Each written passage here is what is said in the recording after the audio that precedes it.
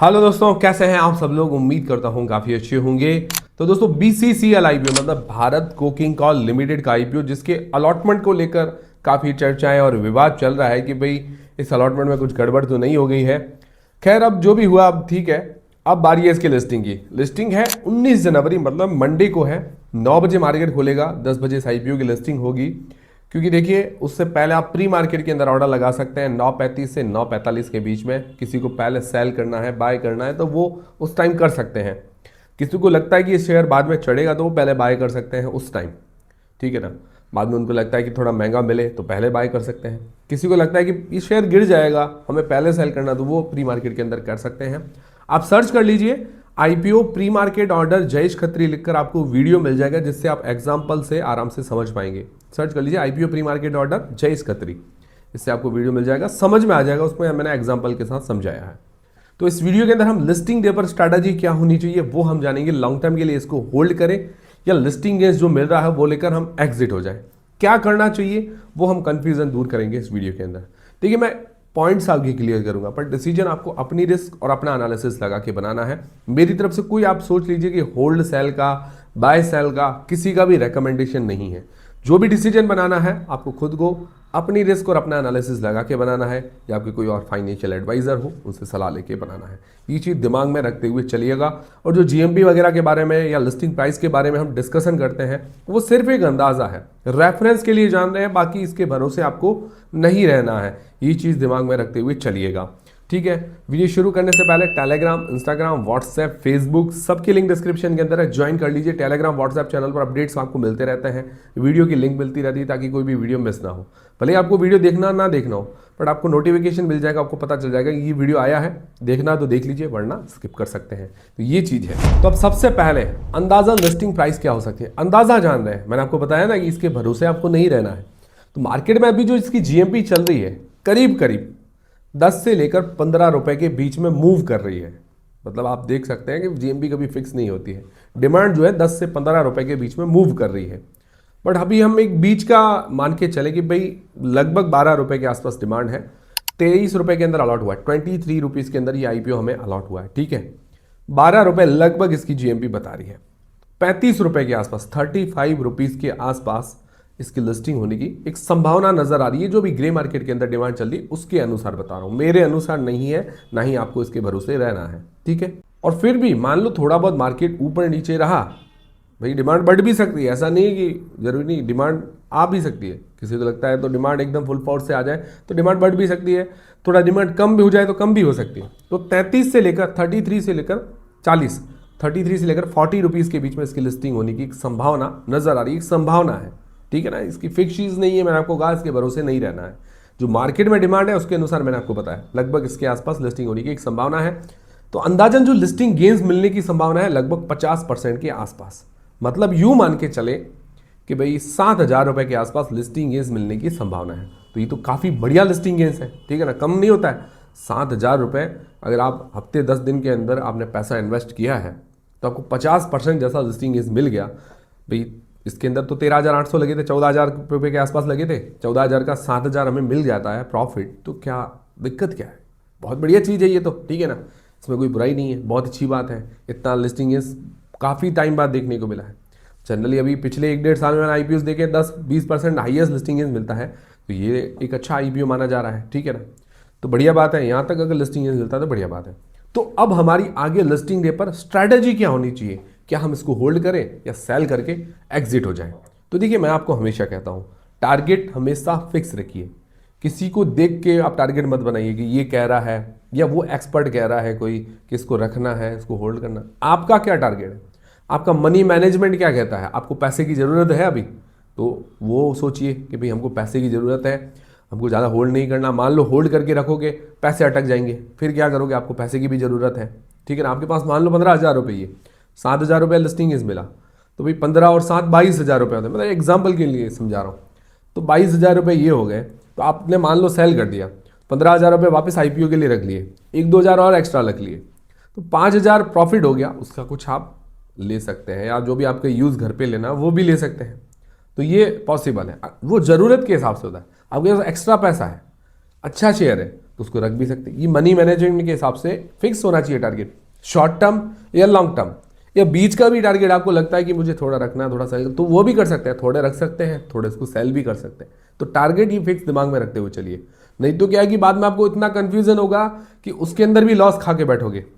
ये चीज़ हमें ध्यान में रखनी है कि भाई फिक्स टारगेट रखना है, कभी भी टारगेट से इधर उधर नहीं होना है कि यार मेरे दोस्त ने तो होल्ड कर लिया है, यार मैंने सेल कर दिया था, अब मैं क्या करूं, मुझे तो यार उसके अंदर आगे और प्रॉफिट होगा। अब एक उसने होल्ड कर दिया तो आपको क्या दिक्कत है, आपको तो पैसे मिल गए आपके, फिर आप उसको भाई 7,000 के 9,000 मिल गए तो आपको क्या दिक्कत है, तो वो नहीं सोचना। अगर वो सोचोगे तो हमेशा नुकसान में जाओगे। इसलिए टारगेट फिक्स, शॉर्ट टर्म तो शॉर्ट टर्म, लॉन्ग टर्म तो लॉन्ग टर्म, ठीक है ना।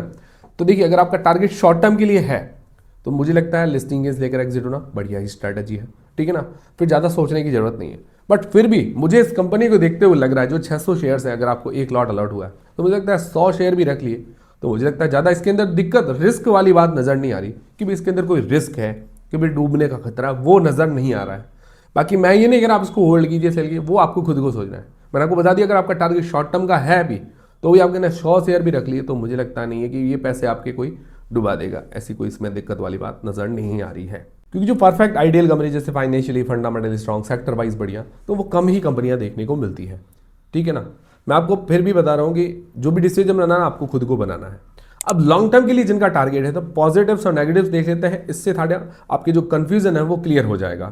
तो पॉजिटिव में ये है कि इसका सेक्टर जो है कोकिंग कॉल का, कोकिंग कॉल जो स्टील इंडस्ट्री के अंदर ये कोकिंग कॉल काम में आते हैं, ठीक है। उसके अंदर ये लीडिंग कंपनी है इंडिया के अंदर, 58 से 59% का इसका मार्केट शेयर है इंडिया के अंदर। जितनी भी इंडिया के अंदर 100 अगर 100% सेल होता है तो 58-59% इसी का कोकिंग कॉल सेल होता है, तो बढ़िया बात है। और जो वॉशरी होती है, जो देखिए कोयला होता है इसको वॉश भी करना पड़ता है, साफ करना पड़ता है, वॉशरी के अंदर भी ये लीडिंग है, मतलब इंडिया की टॉप कंपनी आप कह सकते हैं, जिसके अंदर ऑलमोस्ट इसके पास ये वॉशरी के लिए सारा कोयला यहीं से आता है, ठीक है। तो ये भी बढ़िया बात है। वॉशरी के अंदर और भी ये अपना एक्सपेंड कर रही है, वॉशरी की क्षमता अपनी बढ़ा रही है, ठीक है। तो यहाँ पे भी लीडिंग है। और कैपेसिटी के हिसाब से अगर देखें तो वर्ल्ड की 3rd लार्जेस्ट कंपनी है। पहले नंबर पर आती है चाइना की कंपनी, फिर सेकंड नंबर पर शायद एक ऑस्ट्रेलिया की कंपनी है, फिर 3rd नंबर पर ये BCCL है। तो बहुत बढ़िया बात है, वर्ल्ड के अंदर भी लीडिंग पोजीशन के अंदर इसका नंबर है। और इसकी जो पेरेंटल कंपनी कोल इंडिया, पूरा जितना भी कोयला है, जो भी अलग अलग टाइप के कोयले होते हैं, जैसे ये कोकिंग कोल है, तो ओवरऑल जो कोयला है उसके अंदर वो लीडिंग पोजीशन के अंदर है, उसका भी मार्केट शेयर टॉप में है, ठीक है ना। तो प्रोमोटर ग्रुप भी बढ़िया है, खुद कंपनी भी बढ़िया है, लीडिंग पोजीशन के अंदर है, सेक्टर के अंदर लीडिंग पोजीशन के अंदर होना बहुत बढ़िया बात होती है, और क्या चाहिए। दूसरी बात है कंपनी फाइनेंशियली स्ट्रांग है। देखिए कोई भी धंधा बिजनेस हो, फाइनेंशियल्स अच्छे होने चाहिए, प्रॉफिट होना चाहिए, तो प्रॉफिट हो रहा है, ऑलमोस्ट डेट फ्री कंपनी है ये, तो और क्या चाहिए। वैल्यूएशंस वगैरह रीजनेबल नजर आ रही है, कोई ज़्यादा इतने हाई फाई इन्होंने वैल्यूएशंस मांगी नहीं है, बराबर वैल्यूएशंस है। प्रमोटर की होल्डिंग काफ़ी अच्छी है, ये भी बढ़िया बात है। मार्जिन्स वगैरह अच्छे हैं, ये भी अच्छी बात है। मतलब ऑलमोस्ट सारी चीज़ें एक अच्छी नज़र आ रही है इस कंपनी वाइज देखें तो। अब नेगेटिव्स क्या है, नेगेटिव्स देखिए ऐसा विशेष मुझे कुछ लगा नहीं कि इसके अंदर नेगेटिव है कि या बुरी बात, ज़्यादा कुछ ऐसी लगी नहीं। एक तो चीज़ ये होती है कि प्राइस की वॉलेटिलिटी होती है, कोयले के भाव ऊपर नीचे होते रहते हैं, उससे थोड़ा बहुत मार्जिन पर इम्फेक्ट देखने को मिलेगा। दूसरा चीज़ ये माइंस, कोयले की जो खदानें हैं वो लिमिटेड है, तो जब तक ये माइंस चलती हैं तब तक इनका बिजनेस है।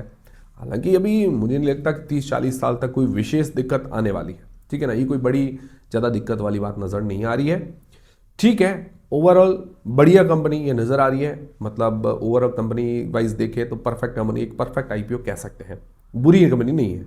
ओवरऑल अब कंक्लूजन क्या है, पॉजिटिव नेगेटिव देखिए, कंक्लूजन भी होना चाहिए। तो देखिए ओवरऑल कंक्लूजन ये है कि बढ़िया परफेक्ट कंपनी है, ज़्यादा कोई दिक्कत नहीं, ज़्यादा कोई रिस्क कंपनी के अंदर नज़र नहीं आ रहा, वैल्यूएशंस भी रीजनेबल है।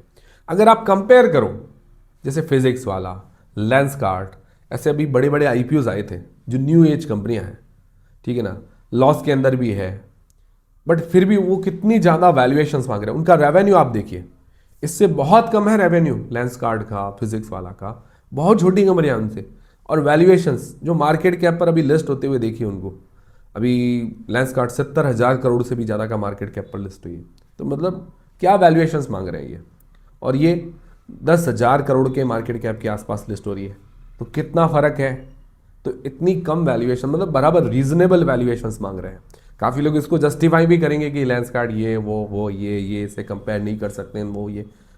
देखिए कंपेयर तो सब चीज़ कर सकते हैं, ठीक है ना। तो वैल्यूएशन रीजनेबल है, काफ़ी हद तक काफ़ी चीज़ें सही है इसके अंदर, तो इसके अंदर विशेष कोई दिक्कत नहीं है। ओवरऑल कंक्लूजन यही है, मैंने आपको कंपेयर करके सारा चीज़ें बता दी है। तो लॉन्ग टर्म के लिए काफ़ी अच्छी कंपनी और बहुत बढ़िया कंपनी नजर आ रही है। अब जिनको अलॉट नहीं हुआ उनको क्या करना चाहिए? पर्सनली देखो, मुझे अलॉट नहीं हुआ, मुझे भी अच्छा लग रहा है कि भाई इसके शेयर में बाय करो। अगर मुझे मौका मिलता है, सही रेट में मिला, तो मैं ज़रूर इसको बाय करने की कोशिश करूँगा। मुझे अच्छा लगा शेयर, क्योंकि अच्छी कंपनियां हैं, अच्छे मौके गंवाने मुझे नहीं लगता कि गंवाने चाहिए। और अगर मैं इसको रखूंगा भी तो लॉन्ग टर्म के लिए रखूंगा, थोड़े बहुत शेयर जरूर लूंगा, ट्राई करूंगा। बाकी मेरी तरफ से कोई बाय सेल का रेकमेंडेशन नहीं है। जो भी आप डिसीजन बनाएं अपनी रिस्क अपना एनालिसिस लगा के बनाएं। काफ़ी लोग ये पूछेंगे कि कौन से लेवल पर बाय करोगे, तो देखिए ये जो अब लिस्ट तो ये 50-60% पर लिस्ट होने की जा रहा है, थोड़ी और डिमांड बढ़ी तो 70-80% तक भी लिस्ट हो सकता है। तो कोशिश करूंगा कि मैं प्री मार्केट के अंदर बाय करूं, जो भी 50-60% पर, मतलब ये भाव जाएगा 35-40 के बीच में, जो भी भाव आएगा देख लेंगे, ये चीज़ होगी। मेरा टारगेट लॉन्ग टर्म के लिए रहेगा। फिर अगर देखिए लॉन्ग टर्म में ये होता है कि भी ये जल्दी अपना टारगेट अचीव कर ले, जैसे इरेडा ने कर लिया था, फिर प्रॉफिट बुक करना ज़्यादा सही है। भाई कोई भी कंपनी 4-5 गुना चढ़ जाए तो प्रॉफिट लेना ज़्यादा बढ़िया है ना। तो ये चीज़ है, ये चीज़ें दिमाग में रखते हुए आप सोचिएगा। काफ़ी लोग कहते हैं कि आपका डिसीजन क्यों नहीं बना। अगर मैं मेरा डिसीजन आपको बताऊंगा, मैं मान लो कोई शेयर लेता हूँ, मैंने कोई 4-5 शेयर लिए, उसके अंदर मेरा नुकसान हो गया, ठीक है, मैं तो उसकी भरपाई कर लूँगा दूसरा शेयर लेके, कहीं से प्रॉफिट लेके, मेरा तो नुकसान हो गया। बट मैंने आपको वो शेयर बताए 4-5, या कोई भी आईपीओ बताया कि मैंने ये किया वो किया, आपको नुकसान हो गया, तो आप कैसे भरोगे? अगर आपके पास पैसा लिमिटेड है तो वो नहीं कर पाओगे ना। इसीलिए किसी और का डिसीजन जानने से कोई फायदा नहीं। मैंने आपको सारे पॉइंट्स बता दिए, डिसीजन आप खुद बनाइए, क्योंकि आपके पास जितना पैसा है उस अनुसार आप डिसीजन बनाइए।